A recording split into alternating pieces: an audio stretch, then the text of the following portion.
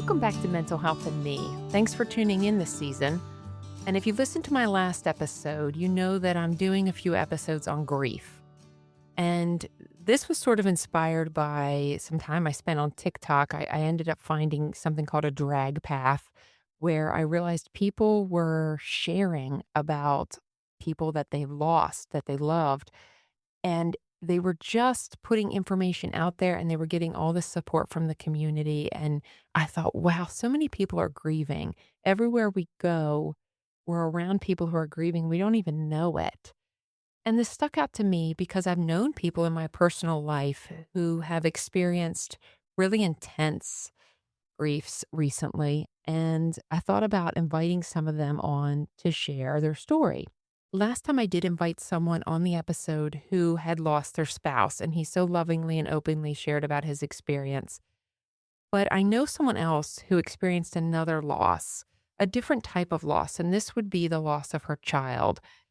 And I thought about, should I approach her? Should I not approach her? And I just wanted to give her the opportunity to sort of tell her story because I don't know where people even go with their lives after they lose a child.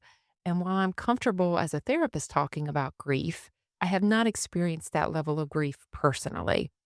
So I invited Sarah onto my podcast to talk about the loss of her daughter, Ava. And so she's here with us in the Key 103 studio. How are you doing today, Sarah? I'm okay. Thanks for coming in. Thanks for coming in. Now, full disclosure here, I knew Sarah before all this, before kids, right back in high school. Yeah. And as people do, we connect on Facebook and you sort of see people's children and their lives and their marriages, and you're watching things and you feel like you know people, even if you don't. But we're hopefully cheering each other on from a distance. And unfortunately, I saw that you had a really hard turn. Would you like to tell us sort of what led you to the epiphany that, hey, you are someone who has a child who has cancer? So Ava May was experiencing some pain. We thought she had pulled a muscle, had taken her to the doctor, all that good stuff. And the pain just wouldn't go away. And so then we ended up, um, her doctor pushed for some scans because the x rays weren't clear. And the scan showed that she had almost 9-inch tumor at that point in her abdomen. Wow. Um, and the pain just continued to intensify. The type of cancer, she had neuroblastoma stage 4, and the type of cancer, it grows rapidly. So as we were waiting, kind of to see what the next step was, she had a scan on a Saturday morning. Her doctor called me Monday morning as soon as she got the results, and we were in Morgantown Monday night, and she received treatment up at WVU Children's there. But, yeah, it just went and, you think, "Okay, something's wrong with my kid," but then to immediately my heart, as soon as I read the results myself and talked to her doctor, I was like, "This is cancer." Just a gut feeling in me, and I'm like, "Where do we even go from here?" So we went to Morgantown. Our other daughter actually was left at home with family. She just turned 12. 12-year-old, she was 10 at the time. It Ava May got diagnosed the day before her birthday. Wow. And how old was Ava May at the time? Ava May was 14. 14. So what grade was she in? She was in 8th grade, in, like, her spring semester of 8th grade there. Um, so Yeah, so, as a parent, I think sometimes everybody has sort of has these fears when they're little, right? I mean, my kids were little, it's like, "Don't get hit by a car." I'm extra cautious around water, right? I don't want anybody drowning, and you sort of, I think, hope you make it as they get older, right? Like, okay, they're not doing something dumb, they're not gonna get themselves killed, and then we're stuck with sort of this out of the blue diagnosis. So you weren't expecting cancer at all, right? no pre-existing conditions in our family, nothing like that, no history, nothing that would have alarmed us, and we had a friend who had a daughter, and she actually ended up passing away from cancer as well, from it at home in Martinsburg, and I was like, "Okay, this could never be." I mean, 2 people within the same community. She worked with my mom, and it just hit like, "Okay, how is this even possible for 2 people, completely different cancers, but both very young, and then to both end up passing away from it. Yeah. Yeah, and I remember on Facebook you shared that your daughter had a type of cancer that typically children her age do not get. Is that Yeah. correct? Neuroblastoma typically affects, the primary age is 0 to 2 years old. 0 to 5 is still typical, but past 3 tends to be a little more aggressive and prognosis is not as well. So, it not that you ever want anybody to get cancer, but if they are diagnosed with that particular type of cancer, you hope it's really early. They tend to rebound back, not have as many complications later on, and tend to respond to the therapy very well. Okay. So, introduce the audience to Ava May before that diagnosis. What was she like at 13? Well, sassy, uh, but she loved dance and she loved to sing. She was in the choir at her school, in the chamber choir. She took dance a couple nights a week. She was super outgoing, loved to be on the stage of some sort. And just, she's always had a presence about her, even when she was born. Like she walked into a room and it felt different. Yeah. Yeah. And so, how did she handle that diagnosis? Was she able to kind of comprehend what's happening? I mean, if you go from being this kid in middle school, like every other kid, to all of a sudden, hey, your life is going to look really different now. How did she how did she comprehend that? So for her, she'd always been pretty mature for her age. And probably the worst thing she did was pulled out her phone and started searching. And I think that was a blessing and a curse because she knew very early on what she was up against. And as time went on, then we were able to, discuss more options. She was even pulling up different studies herself as well, just different opportunities. Is this even a possibility? Is this, should we look into that? And so she was far wise beyond her years, but it was emotionally took a toll, obviously, but also it got very lonely. She went from being talking to everyone at school to having a few friends that were really good during her journey. But for the most part, it's like people kind of forgot or I don't know if they necessarily forgot. They just didn't maybe know how to respond at that age Right. to something so serious. Ava's cancer was a lot different of a journey than even a lot of kids. Her treatments were extremely hard and intense to try to get rid of it. And from that, she wasn't able to be around kids. Even, there's currently a junior at Martinsburg that has cancer, a different type than Ava does or did. But, she's at school right now and, so just the treatment differences there. Ava was pretty well secluded for the most part, and a lot of that was trying to keep her safe because of her immune system being Yeah. so wiped out. She was on the worst types of chemo virtually possible at 14 years old. Wow. And I followed your journey on Facebook and you live in Berkeley County, West Virginia, and so you're going to Morgantown, West Virginia. How often do you think you were going there? And tell me a little bit about that. How many hours was that for you? It was 2.5 hours from our house to the hospital. Some weeks we were there 2 and 3 times a week, depending on checking blood levels, getting platelets. We did figure up in, I would say, about a year and a half, because the last half a year of her life, things had kind of slowed down a little bit just because the cancer came back. And we knew at that point there was really nothing else we could kind of do. So she stopped treatment in July or August. I think it was August, and then passed away in January. But we put almost 60,000 miles on our vehicle just traveling back and forth to Morgantown In about a year and a half. in about a year and a half. Yeah. Yeah, and Berkeley County is not what I'd consider to be a huge area, right? And I saw in the hardship of it all, I saw different things in the community. Was there anything that stood out to you about your community that you felt helped rally your family? Uh, People were wonderful to us and still are. There were different fundraisers that took place. A couple businesses did different events. There was a teacher at Martinsburg High. She's still there, Miss Roach, and she lost her friend Taylor that I was speaking about earlier to cancer. And so I think she had a special place in her heart for childhood cancer, and she did different events and really tried to make the school aware and the students aware of this really isn't as rare as people make it seem. Hmm.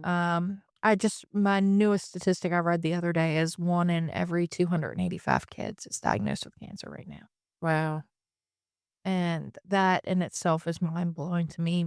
The most typical tends to be leukemia, Mhm. but just the fact that it is so high because, I think about our graduating classes and things like that. That would almost mean 2 kids out of our class would have had those, Yeah. diagnosis, and it makes you realize that it's more prevalent than people might think it is. Yeah. Thanks for sharing that. And as a parent who had a child from cancer, you have another child, you still have bills, you still have responsibilities, things you have to do. Tell me a little bit about your day-to-day life for that 2 years.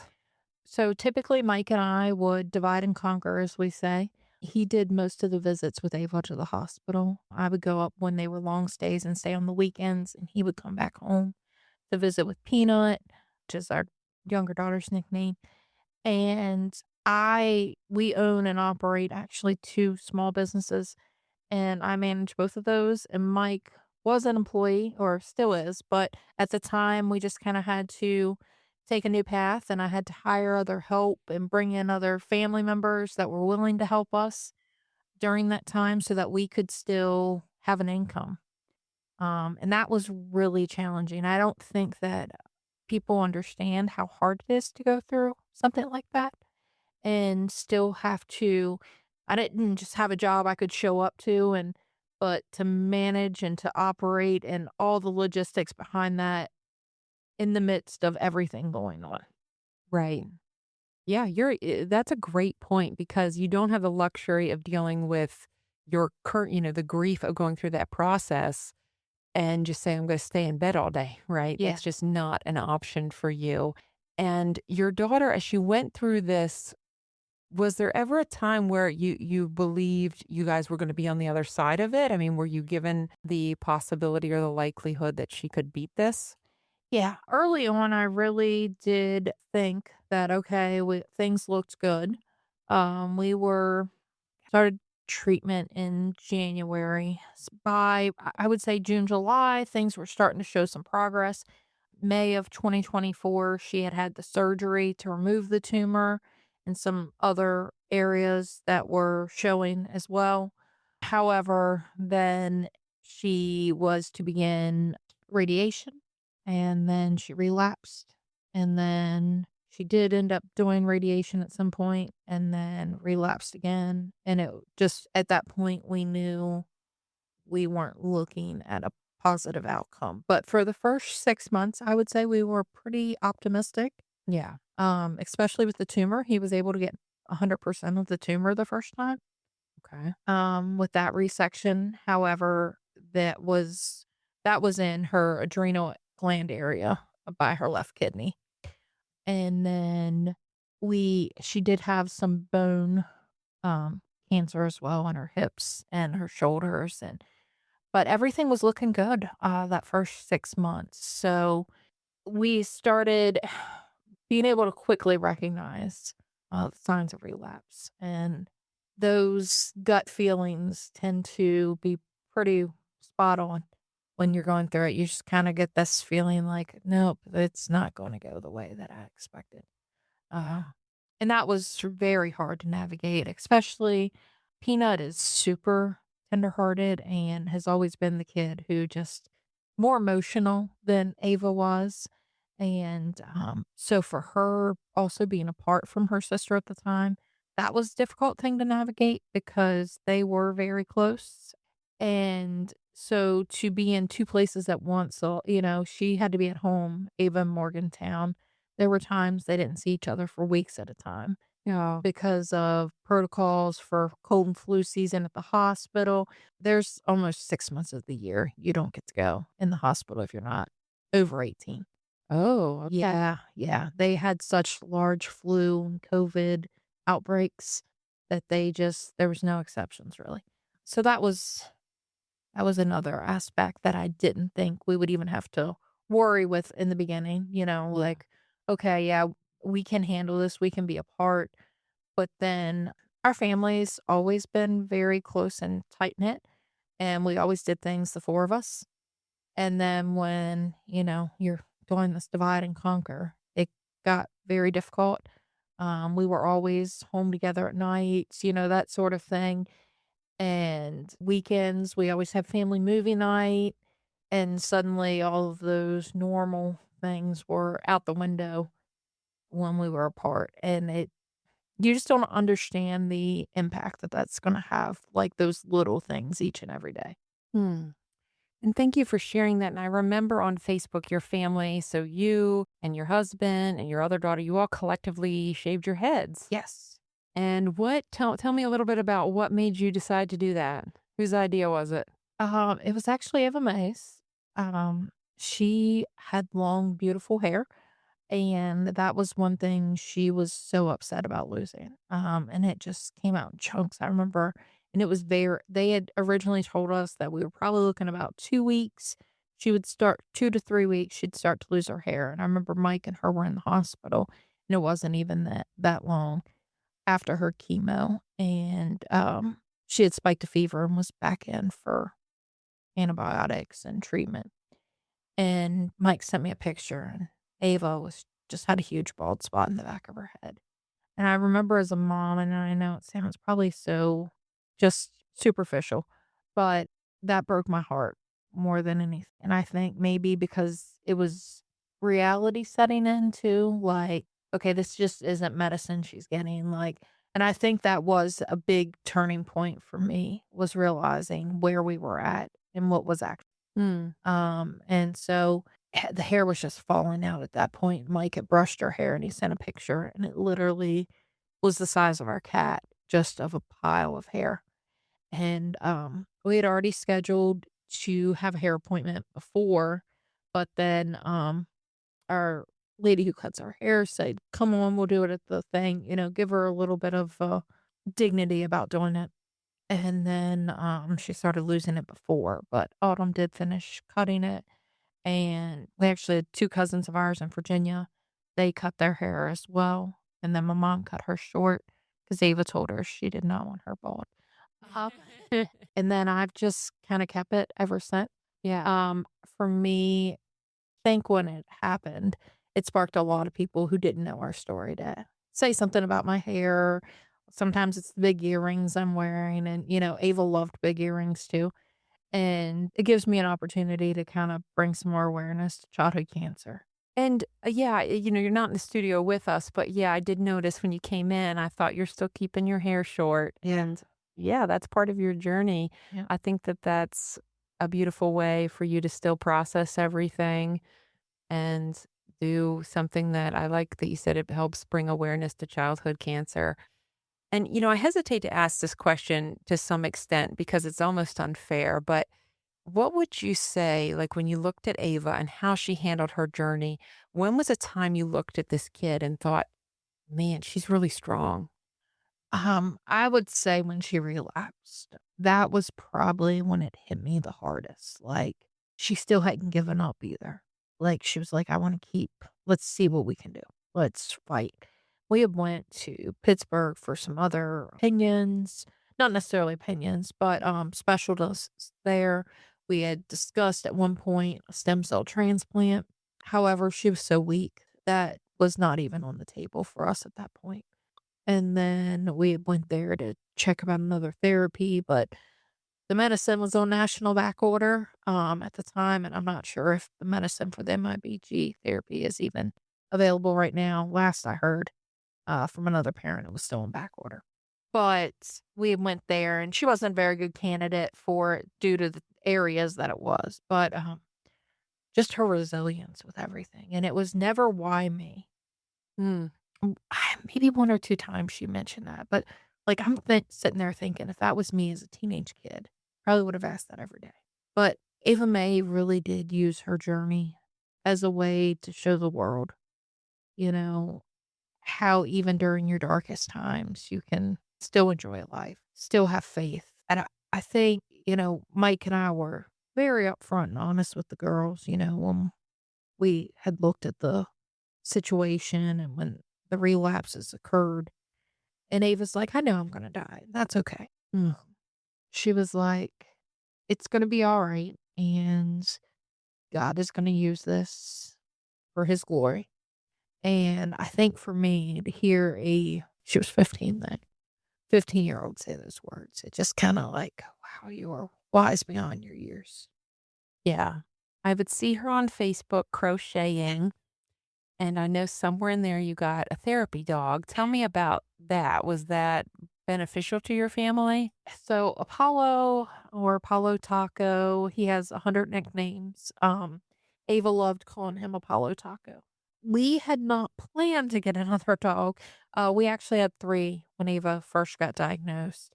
And then we had my parents' dog that we were helping with for a while. So at one point, our house had 4 dogs, and it was complete and utter chaos. And then our one dog passed away, but Ava fell in love with the golden retriever at WVU Children's, Atlas, and he did. He just had this way about him, and he I remember when Mike and I were up on their ninth floor, and we were waiting on Ava's surgery, and her one surgery was almost 12 hours, so it's hard to sit in a waiting room for 12 hours, so they would call anyway and give us updates every hour, but we had went up there just to kinda take a break from things for a bit, and he was up there, and I remember him just snuggling up to me, and I was like, "This dog, like, there's just something about him." Um, and Ava was like, "Mama, I really want a therapy dog. I want a service dog." And we had originally got Apollo in the event that he would be a service dog. But then as Ava progressed and got worse, we just realized he was just gonna be a good companion dog for her. And she called me Mama May. It was her name's Ava May, and she just started referring to me as Mama May. Both the girls call me Mama. Um, and she would call me Grandmama May for Taco, and I'm like, Mm. "I'm not a grandma." But since she's passed, he is definitely my dog, and he knows, and he just kinda snuggles up and just we always laugh and said, "We're not sure there's a brain cell in there." He's the sweetest dog ever, but he just isn't working with a lot. Um, but he just knew, and when Ava was sick, he just would snuggle up and just instantly calm her down, and especially when her pain levels were high, but yeah, so it was definitely not our plan to have another dog, and we have 3 now, um, but I can't imagine Ava not having him during her sickness, and now I can't imagine us not having him. Hmm. And, was it I'm very glad that you had that, and I'm very glad that you shared that with us because you always wonder, it's like, sort of like, is that, hey, does a dog add to the insanity? Does it help? What's the right call? And it sounds like for your family, it's the right call. It was absolutely the right call, and I think there is something, especially about that breed, they just kinda get it, Mhm. and they are typically just the most lovable and very in tune to your emotions and feelings. Mm. Now, was there anything that, as you're dealing with this, that people say or said to you that was unhelpful? Yeah, we were talking about this the other day, Mike and I were. I remember I was in our auto repair shop and I was working, and it was this weekend will make 3 months that Ava's been gone. But it was probably a couple weeks after she passed, and he came in and he asked how, my daughter was, and I was like, "She passed," and he's like, "Well, it is what it is." Oh my god. And I don't think I'll ever forget that. Yeah. Um, and then, people are just sometimes people just don't have the words to say, and instead of not saying anything at all, they just kinda speak things that you're like, "Okay." Yeah. Another was like, "Well, at least she lived 16." I'm like, "Oh, that's really, Right. That's not the goal here. not the goal here." So, but I've learned to kind of tune that kind of stuff out. I think a lot of times people just instead of saying something or something maybe helpful, they just speak and don't realize what's coming out of their mouth. Yeah. Yeah, definitely. And, I am a therapist, and so I deal with people who are grieving all the time. And I don't, and I'm a Christian, and I know you are as well. And I don't know what it is or in the Christian community but I do think there's a lot of maybe people who are uncomfortable with grief. And so they sort of spin some Christian thing on it, like they're an angel now or something. And again, we want them here, right? That's not exactly helpful. And we don't believe that really this was the design. Like this is a broken world. That's why we have grief, not because God was bored and he said, I'm bringing someone home with me. Like that's not how it works. But I always encourage people to still speak to those who are grieving because sometimes people get really uncomfortable with that. Like you mentioned, it's been 3 months, but for you, you still lost your daughter. Everybody else, their lives are continuing on to whatever. And for you, it's still a daily loss, right? Yeah. I mean, I remember my grandmother, my uncle passed away when she was 75. He was 55. And I remember her telling me that was the hardest loss she had ever had. She had lost her parents, her husband, siblings, nieces, nephews, and she was like, "The hardest I've ever lost was my son." And I don't think I understood at that point the magnitude of that and just how hard that was for her. And then when it happened to me, I was like, yeah. And I was close to my grandmother. She helped raise me. And I remember, like, when I lost Dave, I was like, man, Gma was right. Like, Mm. that pain is like no other, and you go about life. I lost her. I lost both my grandparent. Both sets of my grandparents are passed. I've lost uncles and stuff. And I'm like, yeah, I miss them. But when it's your kid, it's just a whole nother world. Every day there's a reminder of something or like, oh, we should be going to sign up for SATs or, all of that kind of stuff. Yeah. And I see, kids our age, a lot of our friends, I'm friends with their parents and stuff. And it's just heartbreaking because I'm like, we don't get these moments. Um, two of our nieces graduate this year, and I'm like, yeah, we don't get to experience graduation. And you just don't think about how those events will and missing them truly impact you. Mike and I were talking the other day, and he's like, I never get to walk her down the aisle to get married. And something that, and you didn't know I was going to ask this, but something that I notice is I use my personal Facebook kind of as a way to store photos. I'm one of those people. I do this and I like seeing it all show up in my memories. And I'll post my kids. And you are always one of the first people to like use the love emoji. And I've felt guilty before, and I thought if there is anybody who deserves to be bitter and angry or resentful, it's you. And how do you go through this life and still be happy for others when you were definitely dealt an unfair hand? I do know that it's all God's plan and there's purpose and a plan for all this. But as a mom, I'm missing having her for sure. But I was just talking to my brother-in-law. We just went and visited them the other day in Virginia. And I was like, something I want you to understand is like truly enjoy every moment with your kids. Like you never know when it's going to be someone's last moment, whether it's you, them, you hope not them. But, I just encourage everyone, like, take the trips, do the things. Mike and I were talking, I used to never take off work, and I always felt guilty I was gonna, inconvenience someone at work or, have to have my employees do more, and now I'm like, "Nope, we're gonna take that trip." Even if it's a day trip somewhere, we went to see his brothers in the Richmond area and stayed a couple days.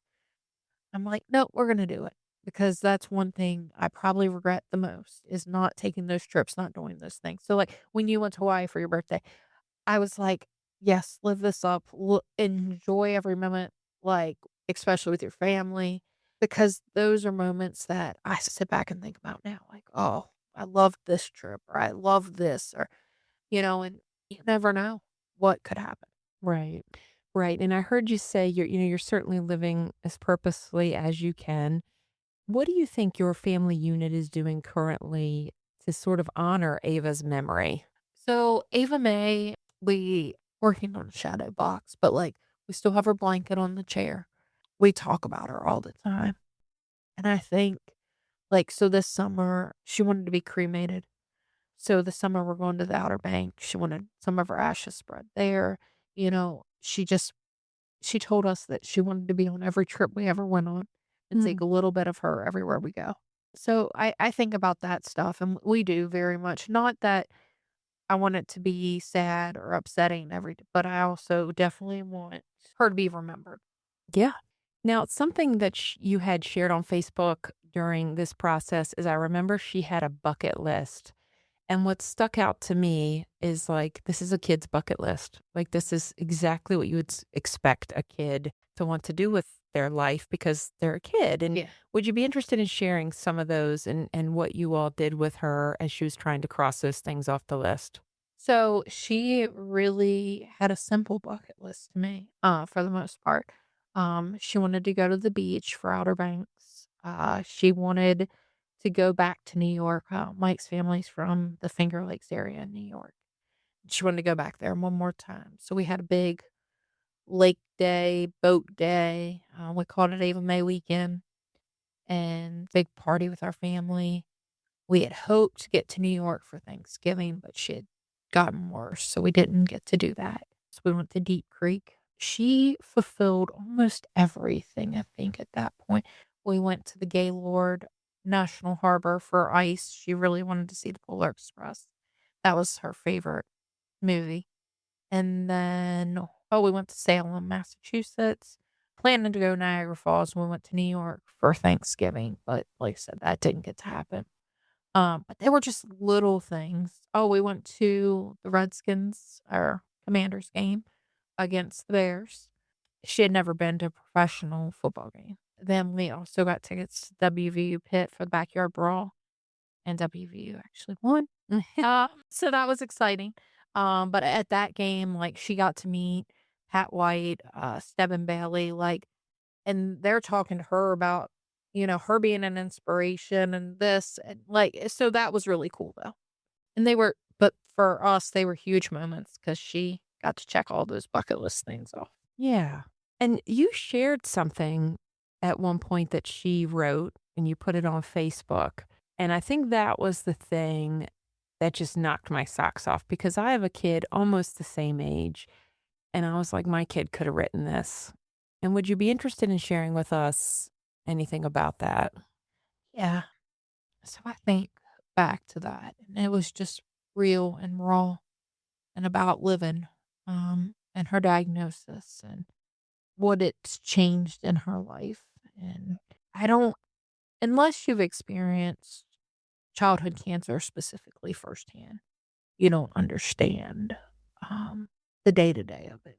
And no, I have a list at home somewhere of how many blood transfusions, how many, blood work she went through in it. But she just put it into perspective and like Ava just took life as it came. And I think as a parent, especially, be able to learn from your kid. Yeah, thanks for sharing that. And I remember specifically she sort of wrote about like you're planning end of life as a kid.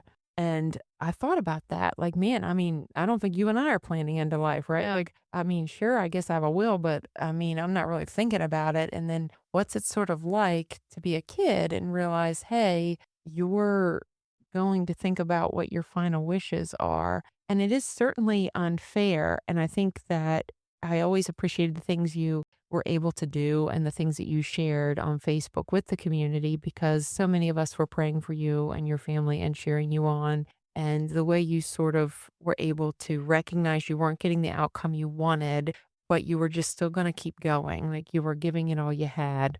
And I think, I don't even know how your family processed all this, but I know that there was a desire for her to live through your other daughter's birthday, right? Yeah. So Ava May got diagnosed. Mike's birthday is January 22nd. Peanuts is January 24th, and Ava May's diagnosis day was the 23rd. Okay. So Peanut had asked, and we knew Ava was progressing. She's like, please don't die on my birthday.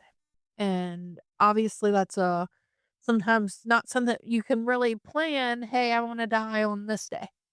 Um, so we had Peanut's birthday cake and all of that stuff. Ava Mae was having a so-so day that day, and then as soon as it turned midnight on the 25th, it was like an instant decline. I mean, she was already declining, but, like, it went really bad. Um, she was completely incoherent with where she was, what she was trying to do.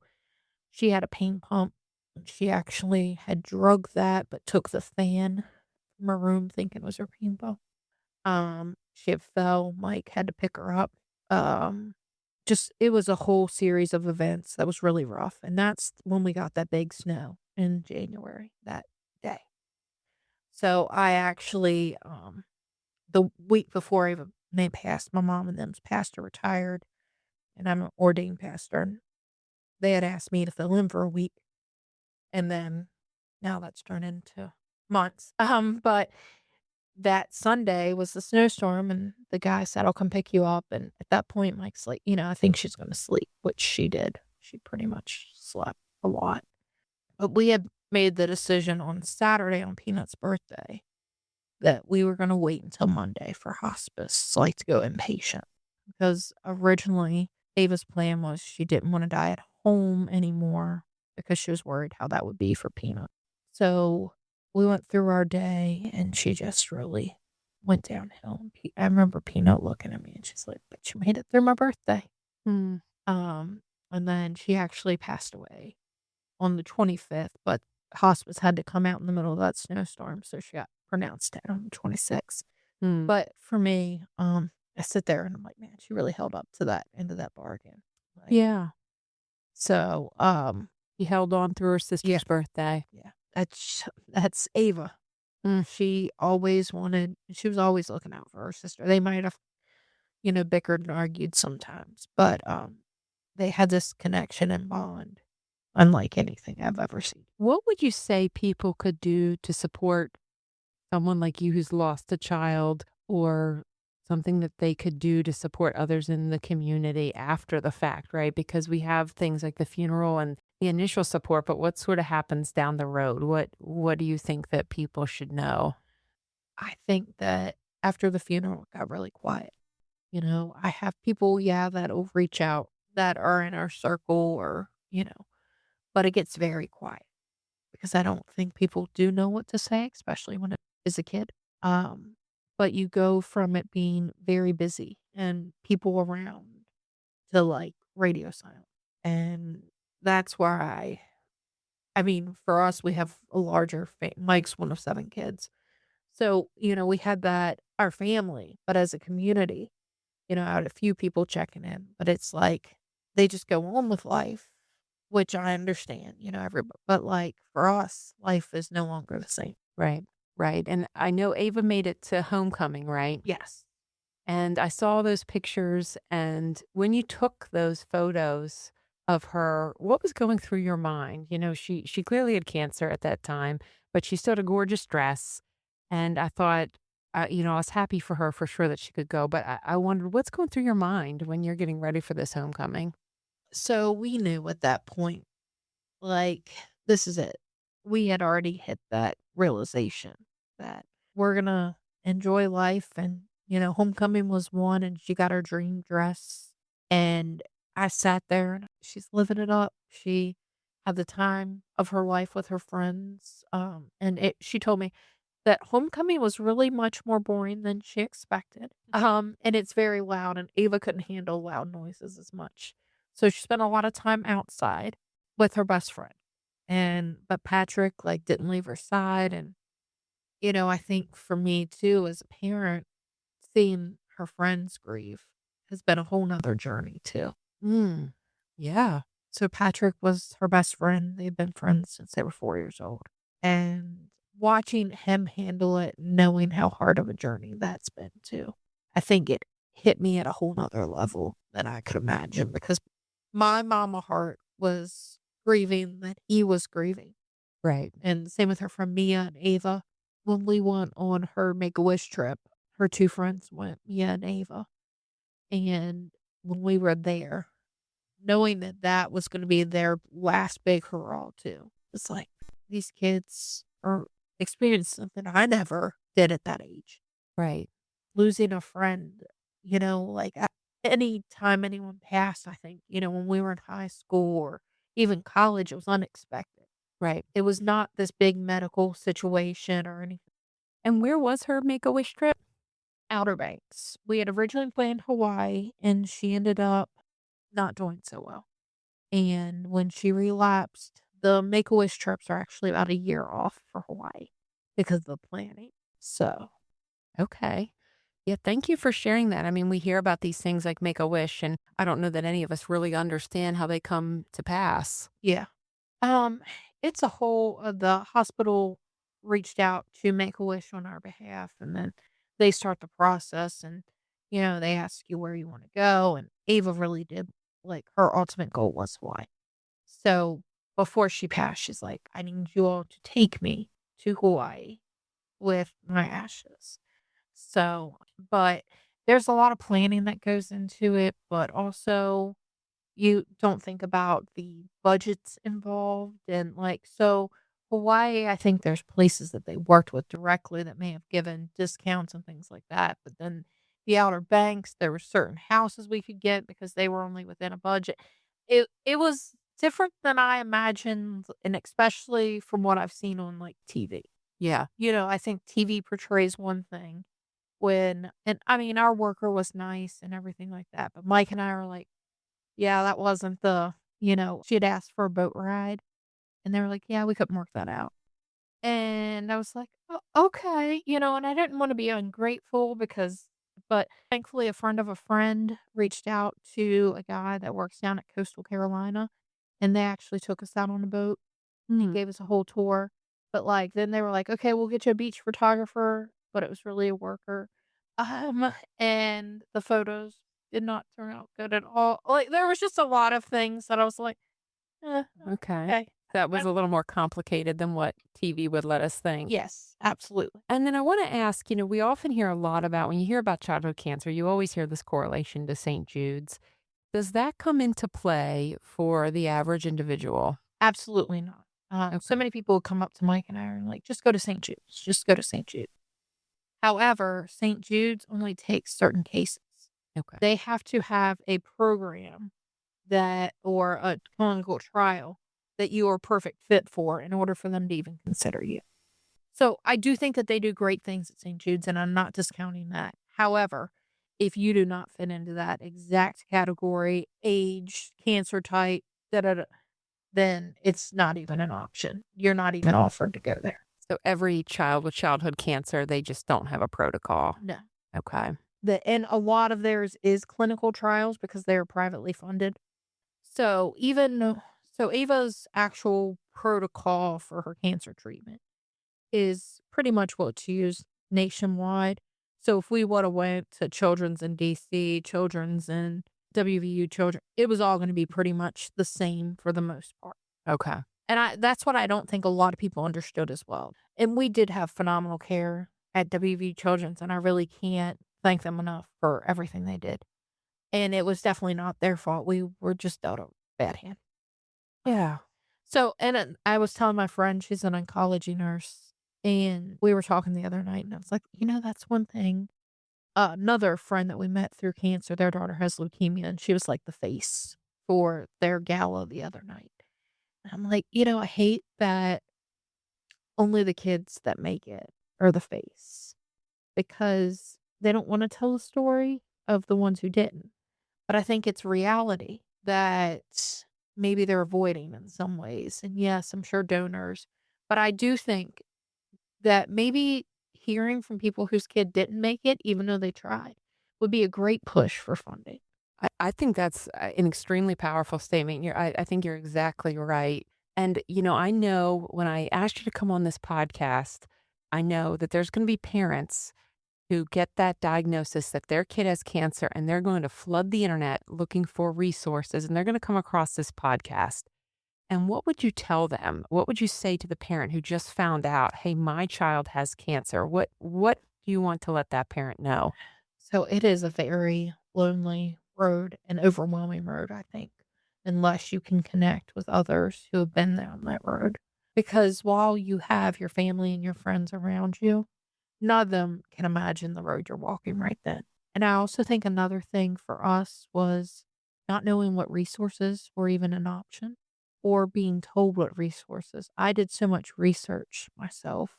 And that's the first thing that when I've talked to some other parents that I've seen their kid got diagnosed, I'll reach out and be like, hey, I know you don't know me, but here's this information. Mm. Like, it could be a huge help. And I also think people assume that, okay, well, medical bills aren't going to be a lot or this or that. Ava got life flighted to Morgantown and our portion was over $20,000. Wow. And Does that still follow you? yes, because she was a minor. So if she was over 18, I wouldn't have been her guarantor. Because she was under 18, we're still left. I was the primary, like, listed. So I'm still left with all of her hospital bills. What do you think that amounts to? It's over 100,000 altogether. Over 100,000. Yeah, Wow. because we were out of network a couple times between MSK in New York and Pittsburgh, and then multiple years on the calendar year. You're right. Ended up being 3 years. Wow. So So how long in total did Ava fight? it was 2 years and 1 day. 2 years and 1 day. Well, thank you for coming in, Sarah. I think that your message is certainly very powerful. Thank you for sharing Ava's story. I think that the thing that resonated with me that you said is that, we love a success story, we love a survival story, but the children who don't make it, their stories are just as important. They fought just as hard. It just didn't work out. And I do. My friend, when I was talking to Kella the other night, she was like, she's head of position at Martinsburg. And she was like, I think that would be great for you to sit down and talk to someone and just explain that. She was said, because I don't think they get it. Yes, they want that success phase for the publicity. But what about all the ones that didn't make it because we don't have the funding we need? Yeah. And so Ava's particular cancer, Mike and I went to a conference last May, and we were told that unless the particular drug would be beneficial to any other type of cancer, we'll never see movement forward, pretty much. Wow. Because neuroblastoma is such a rare cancer that it's not something that's a moneymaker for pharmaceutical companies. So until it can produce them more money, they are not interested in trials. And as a parent, that hits a whole nother level. Yeah. And I mean, I get from a business, but like pharmaceuticals make a lot of money already. But to not think that these kids are important because it won't cover, lymphomas or leukemia or whatever, those get a lot of funding. And even, breast cancer gets a ton of funding. But childhood cancer gets less than 4% of all funding. It was supposed to increase to 8 and it didn't.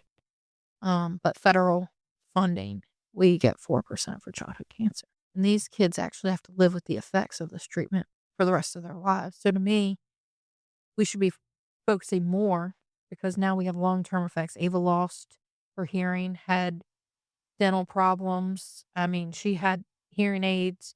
She had a ton of dental work just from that. So I can only imagine what years down the road would have been if she made it. Yeah, that's a valid point. And thank you for sharing, Sarah. I really do appreciate it. You shared a story that no one should ever have to. Thank you for having me. You're welcome. Thank you for tuning in to Mental Health and Me today, sponsored in part by the Listen Frederick Podcast Network. Until next time.